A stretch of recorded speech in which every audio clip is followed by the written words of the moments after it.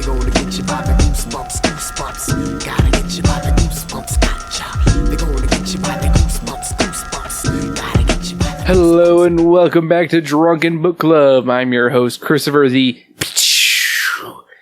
Say cheese, RuPaul. And joining me today is... Your teacher that will not believe you no matter what you bring, Sam. Oh gosh, and today we read Goosebumps number 44. Say cheese and die.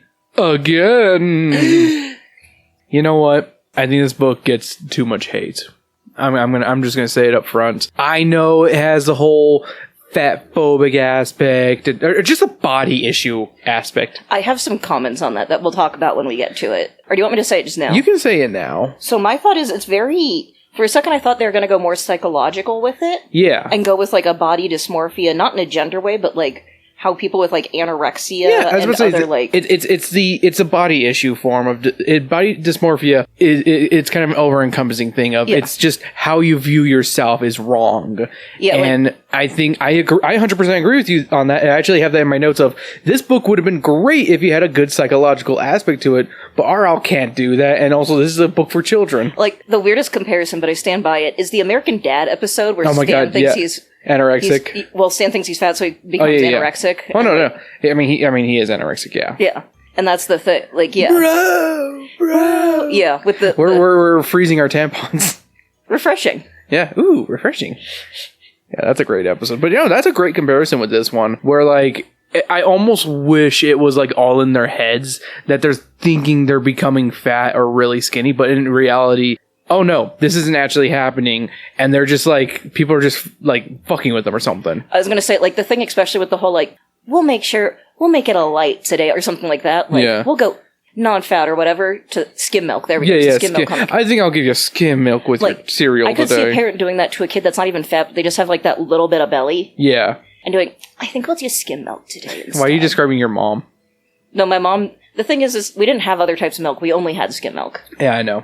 And we only switched back when she realized that I could chug like half a gallon in a day because I was like wanting actual milk. Yeah, you were just doing it for funs. You were like, see, I was thinking that cow more milk, mother. I was thinking the cow chug.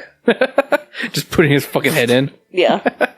And then no, I 100% agree with you. I think that this book could have, like, if it had like that kind of psychological aspect of it, of just trying to be like, it's in their head. They're actually seeing themselves as these grotesque monsters, putting those in quotes because they're having body issues does not make you a monster, obviously. Yeah, and neither does making you fat or skinny. Yeah, exactly. But I think that this could have been a really good thing. I mean, I feel like a lot of movies these days actually do a good job of like depicting, whether it's ageism or body issues in general. And it's kind of, it's almost like this book could have been a really good A24 horror movie these days if it was all in their heads versus, no, you're literally becoming fat and you're getting made fun of by the teacher. But you know what? Something I can say I like with this one. Is remember in the part of the book where Greg is in the classroom and Mr. Sauer's back, and Mr. Sauer's the only one making comments about Greg and being a fucking asshole. All the kids are dead silent and like kind of like respect. Like I wouldn't say it's respectful because it's still like they pity him. It's more of a pity kind of thing. But it's like I'm like, okay, I get that, but man, Mr. Sauer's a fucking asshole. Hey, fatty, why don't you go fucking eat another cheese pizza? Well, and I think the thing is, like, again, like, if it was all in his head, that could be a really good way of, sometimes teachers can be huge fucking bullies. Yeah. Like, I was about to say, some people get that power trip. Yeah. Like, I've discussed this with a lot of some of my coworkers of, like, there have been teachers, I'm not saying any current or former, are bullies and get a power trip from being, a bully to the kids. I've already named my one biggest one. Yeah, and we might go over that again, but... Yeah, we'll get into that with other notes and stuff, but... So let's kind of get into this one with our regular note time. Sam, what were your first impressions? What did you think this book was going to be about? I already knew it had the fat shaming because you had brought that up before. Yeah. And I read Say Cheese and Die the first time, so I already knew that. Yeah. So I figured it was going to be a mix of those. You were just things. Like, this again. So my biggest concern was going to be like a thing where he's like, I can't stop eating, like a compulsive eating aspect to it of just like, I'm just a fatty. No, he's just getting fat for no reason. Yeah. And we'll go over the inspirations. There's some interesting stuff that I could go over with that too, again, with parallels, but that's different. Yeah. That's later. And yeah, obviously I've read this one, but I didn't remember liking it when I first read it as a kid. Like, I just was like, this is okay. But I don't know, this time around, I really enjoyed it. And let's talk about this. I'm going to say it up front. Kind of a lame cover. Yeah. I mean, it's just a rehash of the last Say Cheese and Die, where it's just a family at a dinner table about to eat a fucking chicken bone dinner. Yeah. just eating them bones. I do like the dog, though. Yeah, I do like the dog as well. And yeah. Think negative, real negative. That's a good little side tag there, Mr. Stein. Well, let's get into the plot. Greg Banks, a 12-year-old student at Pitt's Landing Middle School, faces the daunting task of delivering an oral report in front of his stern English teacher, Mr. Sour, nicknamed Sourball, for his humorless demeanor. So, with that, I think that was a great way of recapping the first story, was by pretty much being, it's the oral report. Yeah. I'm like, that's a good way to kind of explain what happened in the first book without going like too crazy or being like, oh man, remember what happened last summer? That was crazy. Yeah. I think having it as a report is a good literary device. Yeah. I was about to say, I thought that was a really good device, and bravo to Stein. Bravo, Mr. Stein. How did you think Mr. Sour looked like? I thought he kind of looked like... R.L. Stein? Because that's what I thought. Because I thought Sourball, so I thought like the bald head. Yeah. Yeah, R.L. Stein. R.L.'s not bald. Yeah, he is. He's balding. He's got the rim. Okay. No, I thought like completely bald, like, what's his face from Community, but less funny. Like, you mean the Dean? Yeah. Like like a shitty version of the Dean, basically, but not fun, any kind of interesting, just... He's like Chevy Chase, but bald. Yeah. Yeah, basically. Oh my god, it's just Chevy Chase, guys, run! Run, children, run! He's gonna be mean to you. I was gonna say, the thing is like, you don't see the time where he's just really racist to the kids that aren't white. Right. The report, which accounts for half of Greg's English grade, must be delivered without notes, heightening Greg's dread of public speaking. His anxiety peaks when he is called to present, and a classmate, Donnie Green, trips him, causing laughter among his peers. Greg recounts his experience with the evil camera, but Mr. Sour dismisses Greg's story as a fabrication and gives him a failing grade. This jeopardizes a promised summer visit to Greg's cousins in Yosemite, which is contingent on improved grades. Who uses a thesaurus on this one, guys? Desperate to prove his story and salvage his grade, Greg resolves to retrieve the camera. That night, he sneaks out, riding his bike to the Kaufman house, only to discover it has been demolished, leaving a pit where the basement once stood. I'll be honest, why didn't he just go right after school? I don't know. Like, I thought it was weird that he snuck out. Yeah, I don't get that either. Yeah, I just thought that was a weird little part. Good question, I don't have an answer. Yeah.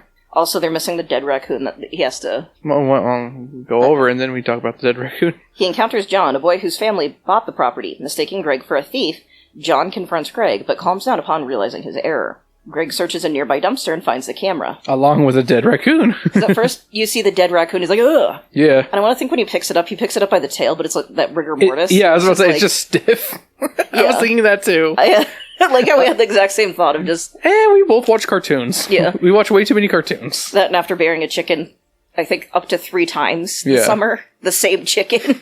Chicken rice. To be fair, I only did it 2 of the 3 times, but my point stands. Yeah, well, I mean, outside of my school, there were, while working at my school this summer, there were a lot of dead lizards, and they were very stiff. Poor things. Yeah, I mean, they died. Yeah. They died the way they lived. Reptilian-like. In a dispute over the camera ownership, Greg accidentally snaps John's picture, which shows a nail through his foot. The prediction comes true moments later when John steps on a nail. Owie, my foot! I stepped on a nail! Greg goes to school early the next day, and I was like, you know what? Fuck John for being like, it's my camera, it's mine. My dad might want it. Yeah, if it's valuable, we deserve to own it. Guess what? You put it in a fucking dumpster, you lose your fucking, lose it. Once it's in the dumpster, that's not... It's free, it's up for grabs. Yeah. Like, I don't fucking care who you are. It was under a dead raccoon. This was not a to-be-sorted pile. Yeah. It's called a go fuck yourself, John. You deserve that nail through your foot. Yeah, I'm like, maybe... And I hope you got fucking tetanus. I hope your jaw is nice and locked now, and you can't fucking eat without a straw. And you talk like this. How's it going, guys? They probably gave him a tetanus shot at the hospital. Well, of course they did. No, they ran out of tetanus shots and he had to suffer. Greg goes to school early the next day, intending to show Mr. Sauer the camera and John's photo as proof. Which I think is really dumb. Greg, you have to show him a fucking picture that happened right then and there. You can't just be like, this is a picture of a dude's foot with a nail through it. Yeah. That plan isn't gonna work, dude. You need to take a picture of Mr. Sauer and be like, here you go, asshole. I'm glad you came to school today. Brap. That's the sound of the picture going. Not him shooting him with a gun. But next minute, Sumo 1 or Sumo 2 shoots him. Actually, both do. They both brought guns on the same day. I believe it. Sherry, aware of Greg's plan, confronts him on the way, urging him to leave the camera at home due to its danger. In their argument, Greg accidentally photographs Sherry, producing a negative image, while Sherry retaliates by snapping Greg's picture, which shows him grotesquely obese. Yeah, fatty. Fatties fart, too. You're just a fat kid. I wish I put Family Guy clips at the end of this one, because I just put, he's just a fat kid. Stop it. It's a glandular problem. Greg finds his plan thwarted when he learns Mr. Sauer is absent. In the hallway, bullies Brian and Donnie nearly snap his picture to mock his report, but the principal, Mr. Grand, intervenes. Okay, Sam, how far did you read the entire book, or did you read where you stopped with the audiobook? I read the entire. Okay, so did you notice how they didn't refer to them as Sumo 1, Sumo 2 in the audiobook? I didn't, because I didn't get that far in the audiobook. Okay, so in the reprints, they get rid of calling the fat kid Sumo 1, Sumo 2. And also in the audiobook, they also cut the part where it says all the girls had a crush on the principal, which, creepy. Yeah, that's weird. Just creepy. RL, are you trying to say girls had a crush on you? I mean, I know you were a principal, but you were a teacher at one point. You creepy old man. See, the thing is like, I remember kids had a crush on this one teacher in my middle school. Yeah. Because he was just out of college. Yeah. And, you know. Okay, like, fair enough, yeah. It's not an uncommon thing, but it is. I was going to say, it gets creepy when it's like any kind of like. Actual thing going through. When there's any reciprocal thing. Yeah. Because, like, yeah, they had a crush on him, but the teacher was like. I have a crush on every boy. But the teacher was like, children. Yeah. Because he's professional. Yeah. He had to beat him away with a broom. And they were just going crazy like cockatoos. Just shaking and... Fuck me. No, gross, ew. Yeah, basically. I mean, to be fair, again, they're children, like... They are. And they don't know what to do with themselves. Little weirdos. Yep. The camera's curse begins to manifest. Shari starts losing weight rapidly, becoming frail and unable to keep her clothes on, while Greg balloons in size, his pajamas and jeans ripping as he grows. So I couldn't help but think of the Drawn Together episode where they get all the food and Toot gets really fucking fat like Jabba the Hutt, and then she gets really fucking skinny and she's like, hee hee, crack, hee hee, crack. See, I was thinking like, I'm inexplicably inflating. Fucking, what's it called? You Can Know Joe? Yeah. Fucking Blahnik. Well, and just in general, I'm like, I was as a child, I was introduced to Sonic through, I was bored on the internet and was able to get DeviantArt on a school computer during the summer. You almost said you were introduced to Sonic through inflation. No, but I did see inflation through Sonic. Yeah. I didn't realize that was a fetish. I was just like, what? I still don't understand it personally, but whatever. I don't get it, but... Hey, no. If it's your thing, good for you. Yeah. I just don't get it. You do you. Yep. Greg's weight gain is so severe that he struggles to move. Sherry, now dangerously thin, can barely walk against the wind. Both are terrified, recalling the camera's past effects. Greg's parents, believing he has an allergic reaction, take him to Dr. Weiss. Weiss! Who is baffled by his condition, unable to weigh him as the scale does not go high enough. This is how I know RL wrote it, because he was just making all this fat shaming shit. Yeah, I'm like, the scales tend to go up like... They go up to like 400, 500 pounds. Yeah, I'm like this kid is not like 600, 700 pounds. Actually, no, I think they go even higher than that. Like, so if it's one of those old-timey scales, yeah, like the one with the weird, like... I think it goes up to like 400. I think it goes higher. Like, I have one, there's one at school, I will test it out. I will let you know. See how far it goes. Because I feel like they go like the 100-pound part goes really high. Yeah. I'm like, I know the scale would go high enough. Yeah. That's just like a fat joke. You're so fat, you broke the scale. Yeah. Sherry's doctor, equally stumped, prescribes milkshakes to counter her weight loss, to no avail. Milkshakes. Desperate to reverse their condition, Sherry takes a new photo of Greg, but it causes his skin to develop itchy, scaly patches. And that's how Sam was able to relate to this book. Yeah, I started itching. Fat and scaly. Look at Crocodile Girl over there. Yep. They consider destroying the photos, but fear disappearing entirely. Greg then suggests taking the photo to his brother Terry, who works at a photo store. Greg proposes that Terry create a positive print of Sherry's negative and a negative of Greg's positive, hoping this reversal will restore their bodies. Now, I know for a fact you can make a negative into a positive, because that's how that works. That's how you do photography, yeah. But I don't think you can do the reverse. I'm gonna look it up right now.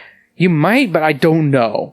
Also, I don't think you can do it with a photo, technically. I think you need the actual negatives itself, not like it's a Goosebumps book. Who gives a fuck?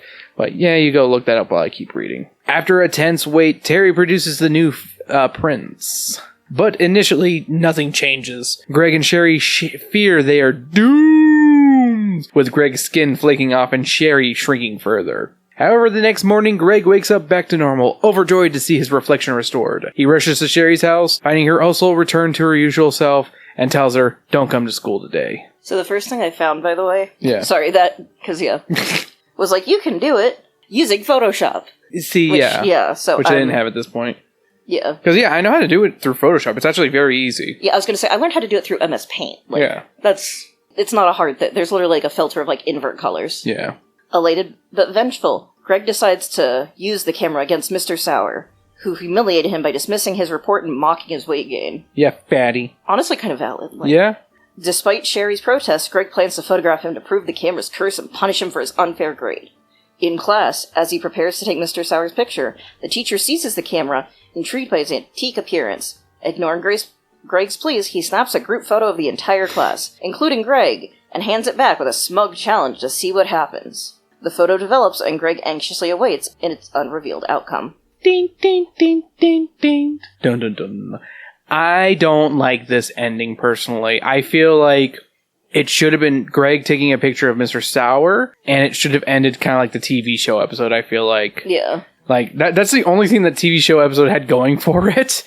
I'm just going to say it up front. That TV show episode freaking sucks. Yeah, it was not a good episode. And I think it's just because it's I know there's not a lot to this book, but the meat and potatoes in this story, in the actual book itself, are actually pretty decent. It actually has some good prose and actually good writing and good what am I gonna do kind of bits. Yeah. And when you have to restrict it to just it's pretty much just 3 characters, if you don't include, or I guess technically 5 if you include Mom and Terry. Those are all the people in the fucking book, and we're not gonna count the security guard who falls through the fucking floor and gets a nail up his ass. But yeah, I don't know. So Sam, do you have any notes? So I already said a lot of what I was already noting. Yeah. And the one thing I told you of, this book made me itch. Yeah? Because, the way they described the red scaly skin felt like when I've had eczema. Mm-hmm. And it was really good. Yeah? In a bad way. It hurt, but... Yet again, it's another one that made you itch. It's back-to-back itchy books. Yeah.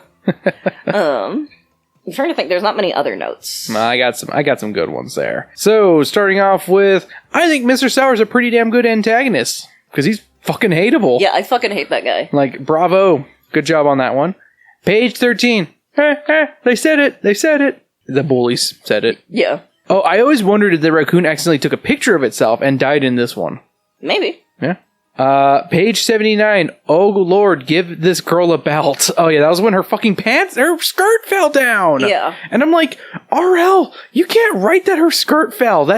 Please tell me, maybe if he said she's wearing, tights underneath or something. But, she's just fucking flashing fucking panties. Yeah. And, if you think about it, technically the panties might be falling too because she's so fucking thin. I'm gonna say, I like that the TV show is here's some suspenders here. Yeah. Gave her giant clothes. Yeah. That was a clever way of fixing that one. But yeah, no, don't make the child lose her skirt. Gross. No, don't do that. That's how I know I was talking about this. This book could have been about body dysmorphia or weight conditions if it was well written. Yeah, as we said. Ooh, page 83. It says 400 pounds. Weird error. Did you notice that? I did not. Yeah, page 83. I want you to read it. To be fair, I was kind of... Speed reading. Yeah. Okay, it is... it just reads the top part.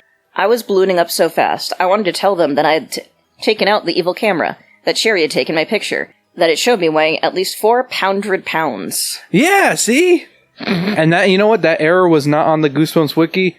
There you go, Spongy. You got something to add. There we go. I mean, this is a first edition, so I don't know if they fixed it in later ones, but there you go. That's my inclusion right there. I would hope so. I hope they fixed it. Yeah, well, I mean, they did fix it later, I would hope. Yeah. Pop culture references, Jell-O and Honda Civic.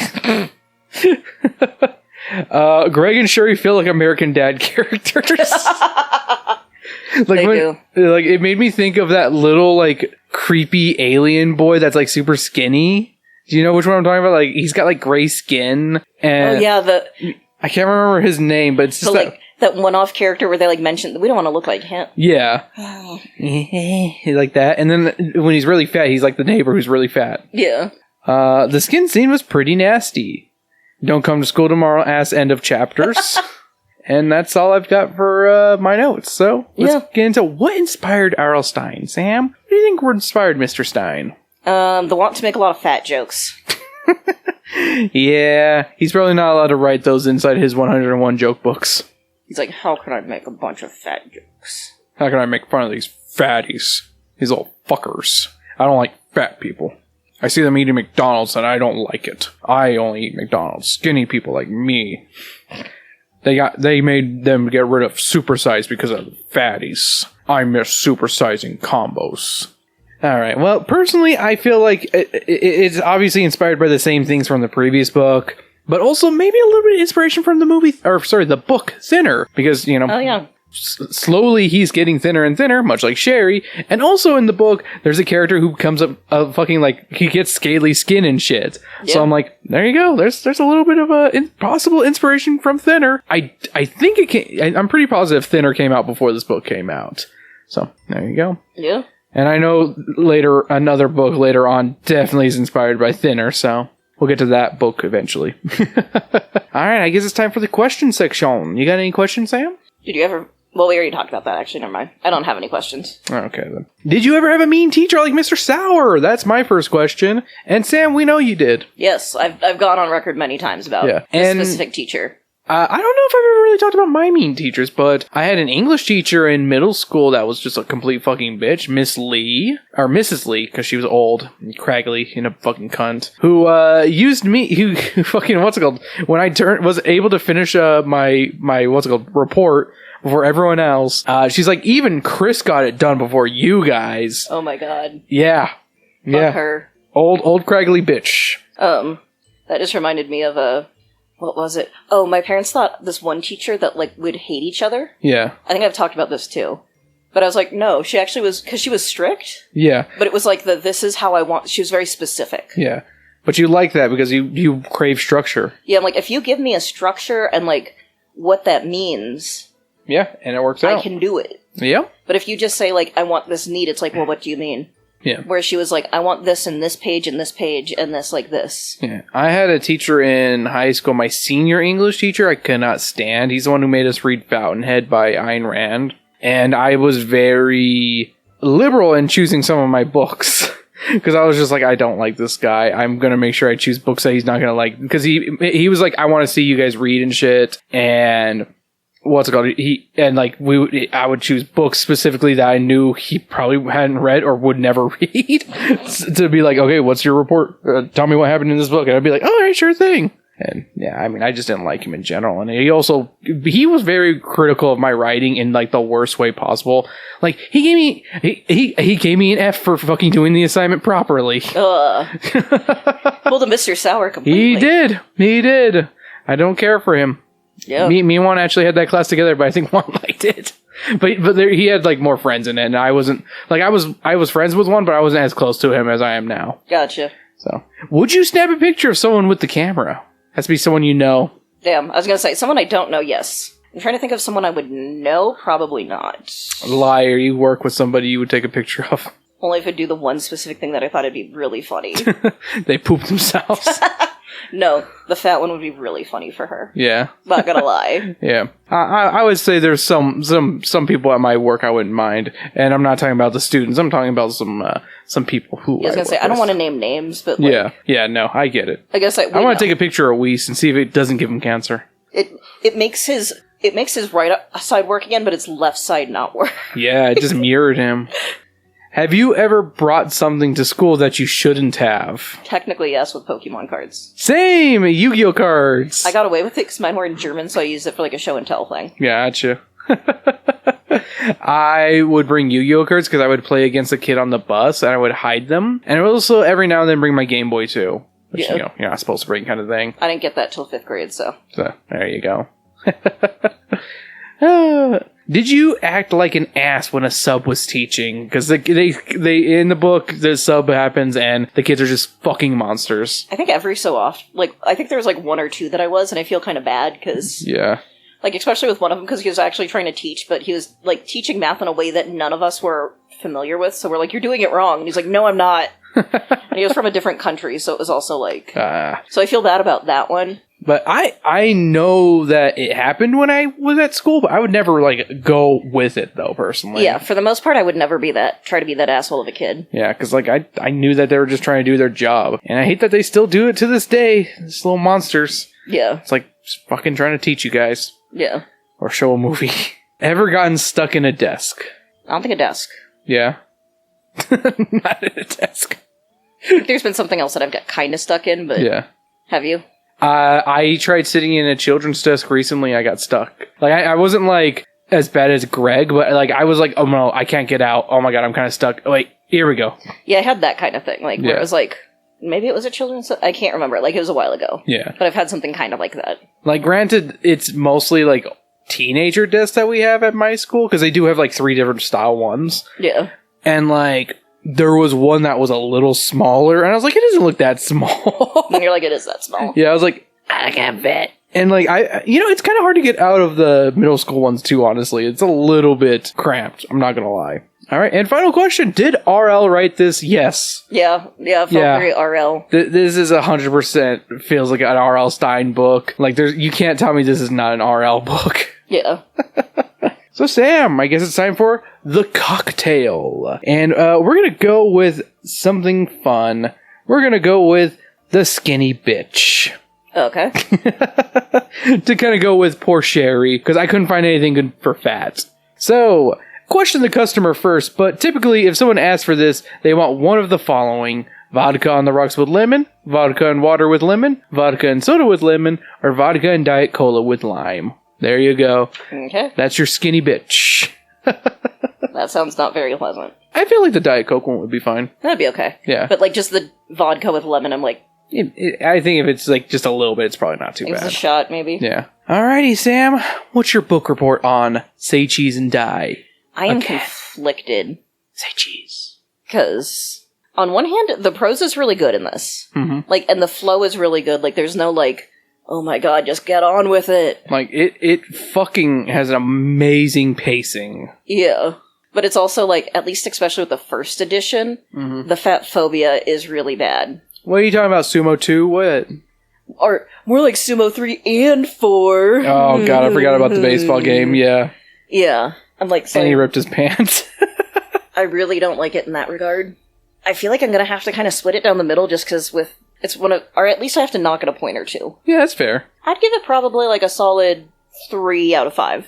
Alright. I honestly didn't expect to like this one at all. I remember the premise being a bit off with the whole body image problem, but honestly, it's a decent bump with some funny and not so funny moments. I like the twist on what the camera did and how they solved it at the end. Don't get me wrong, this one has issues, but it's far from terrible. I'm personally giving Say Cheese and Die Again 3.75 fat fucks out of 5.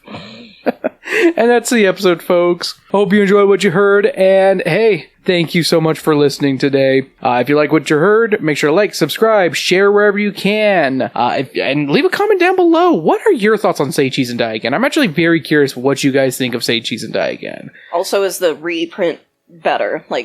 If you go to the Goosebumps wiki, it tells you what they changed. Gotcha. And personally, stick with the first edition version. Come on, we need the fat phobia. I mean, I'm pretty sure the fat phobia is still in there, Sam. It's just not as bad. Gotcha. And hey, if you'd like to support us further, you can at patreon.com/dbcndmm. For $1 a month, you get all the bonus content on there. I release a bonus episode every week. I am currently remastering all of the Speaking of Which podcast episodes and putting them on here. So if you want to listen to old episodes of Speaking of Which, this is your chance. I'm putting 2 up a week. As of this recording, I have released the first 6 episodes. So I'm up to like the first Speaking of Which. So if you join the Patreon, it's available to you there for the paid version. I'm no longer giving stuff out for free, except for if you want to listen to the newest episodes, I will release those a day early for those who are subscribed for free, but no longer free for everything else. So, but if you want to hear these episodes up early before a day, more than a day early, subscribe for $1, or you can pay us more and help us get more things. Because without your guys' pitching in, I wouldn't have been able to find the kind of thing to help me improve the audio for Speaking of Which. So, thank you, Trey, Weiss, and Juan. I know Weiss hasn't paid in a very long time, but technically his money did help pay for this. And Sam, do you have any final thoughts? Fuck those teachers that bully students. Agreed. Alright, so let's take a look at this photograph. It's a photograph. Look at this photograph. Look at this photograph. Look at this photograph. Look at this photograph.